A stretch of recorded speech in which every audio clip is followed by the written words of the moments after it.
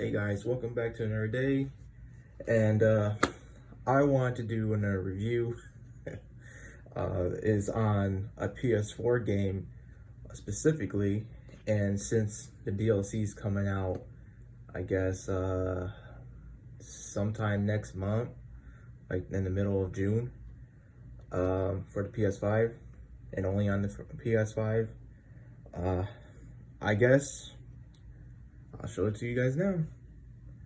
So Final Fantasy VII Remake, Deluxe Edition by, of course, Square Enix.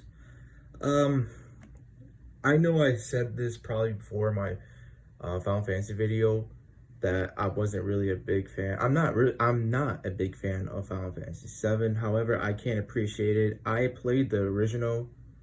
Only like I got out of Midgard. And I think I like met up the Turks again, like in some cave system. That's how far I'm in now. I'm like, I just met up with them, but that was like a year ago. So as for the remake, I think it was pretty good. That was all right. They obviously changed some stuff up, added some new stuff in there that wasn't in the original, obviously. As you can see, when it comes with this, the steelbook case, mini soundtrack CD, the Cactar summon, and the hardback art book.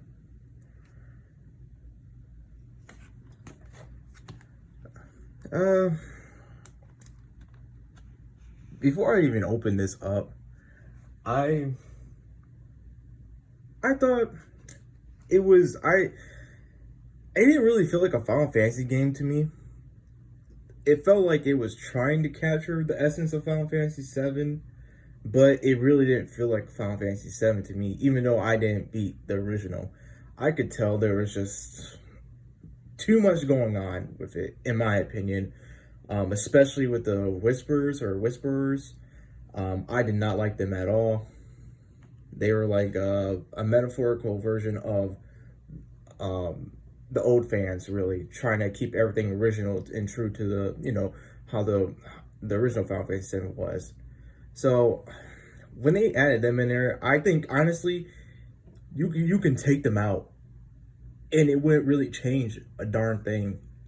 But that's just my opinion. Let's get back to opening this. Oh, great, another unboxing video. So right here, this is the generic case, plastic. Code's already been used, so I mean, it's nothing really. It's just their the Play Arts thing. I think this is just advertising their statues or something like that. Final Fantasy 14 Online, Avengers. Ooh, looking at that now. Kingdom Hearts 3. Not interested.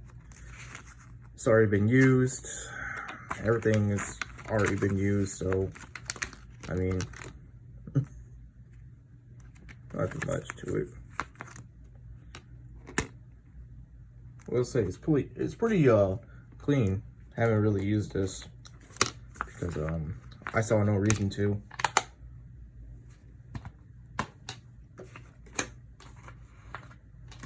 Oh man.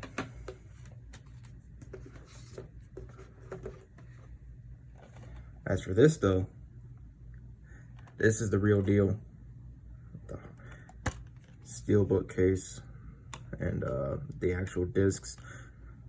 The data disc, that kind of surprised me when I saw that there was a data disc, and I was like, what? Like the original, it had 3 discs, obviously, but I don't know. I think I wasn't really expecting a data disc. I was just expecting one, like the actual disc itself, and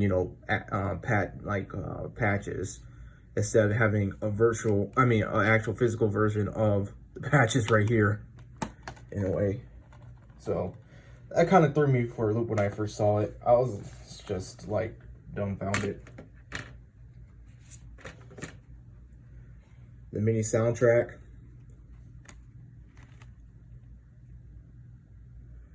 And I gotta say, this wasn't really the best mini soundtrack. And I understand it's a mini soundtrack, so you're not gonna get like the good ones, especially the Oppressed. I love the Oppressed, or I should say Beck's Badasses. But I mean, when I was taking a listen to this, some of it was okay, some of it was just eh. Here's the actual disc itself. I was going to get the actual album itself, but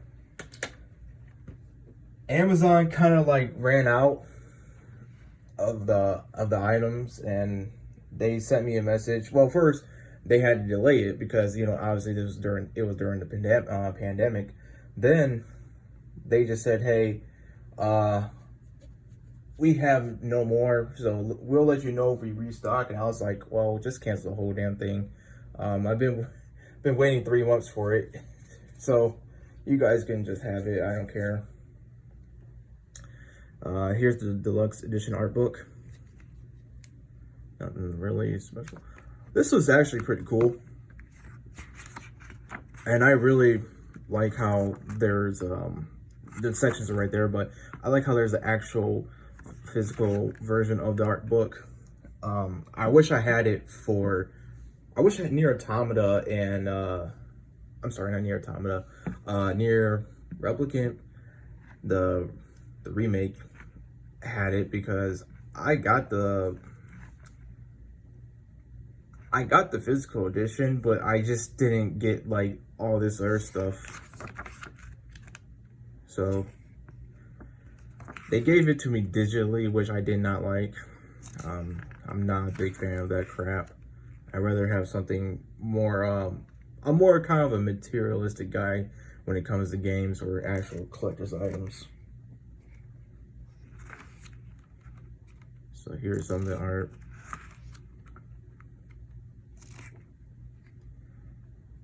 It's funny how they show Zangan in there. I don't even think Zangan was even in the actual game. Like, I don't remember them showing him at all. I don't remember Tifa's father. You know, I think the only ones I do remember from like the past was Tifa, the young Cloud, Cloud's mother as well. So here's some of the Midgar guys. Or should I say Shinra?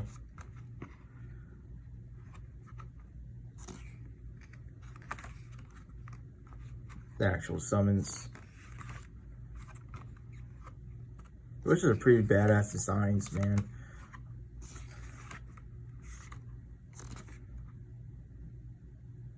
The actual mechs that you fight against. And it was a blast fighting against those mechs too, again. And the actual remake, it felt so right. The original felt good too, but playing against them in the remake just felt so much more, better, man. Some enemy types were cheap. I think there were some new enemy types. I could be wrong. But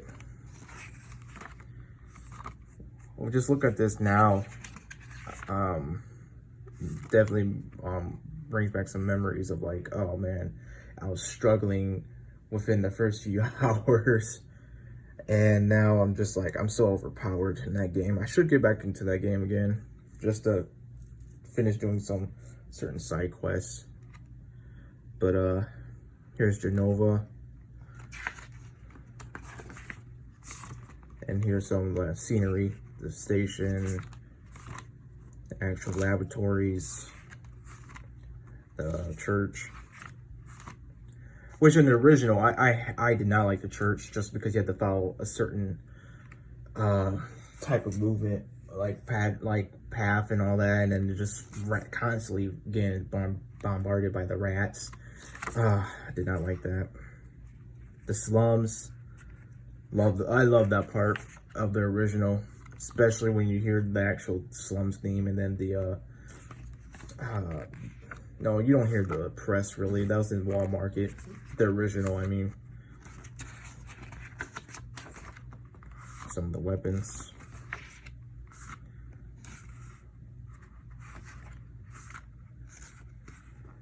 And now that that's the one I needed. I needed one more of Aerith's staffs and one more of Tifa's gloves. Those were what was like the only two things I think I needed to do to get. Everything else is like, yeah. Oh my god, these from the original. Yeah, I remember these. I'm not sure if you fight them again in the remake. I'm not sure. I can't. Like I said, I haven't played this in so long, so I easily forgot. But god damn, I hated those things. But I thought I'd share this with you guys just because just to put something together. I have something else planned, something bigger coming within the next few days, and I'm trying to prepare myself for it, because it means a lot to me, really, for what I have planned, really. So, Final Fantasy 7 Remake. Honestly, I give it probably an 8.5 out of 10. Not really a bad game. It's up there. It's pretty good, but I can't really forgive how it took more of a Kingdom Hearts route.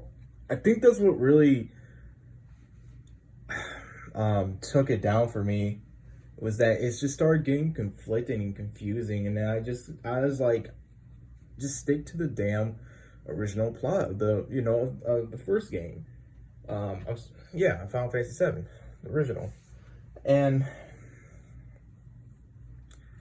once it started, once they brought in the Whisperers, I knew it was just gonna be some bullcrap. Some people like it, some people don't.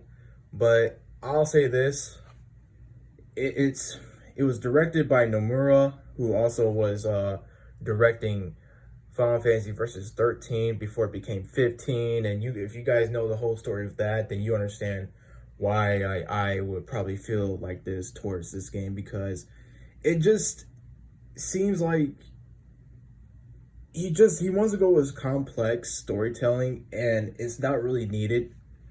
If he can just keep it simple, I think he would shine a lot more with his way of storytelling. I'm not saying his way of storytelling, his complex way of storytelling, is like bad. It just gets tiresome. It gets repetitive, really, in my opinion. Especially since he's the guy who, worked on the Kingdom Hearts as well. So I wish I just rather play an actual true version of Final Fantasy 7 than Final Fantasy 7 / Kingdom Hearts 3, whatever.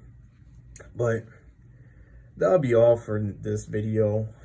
See you guys next time.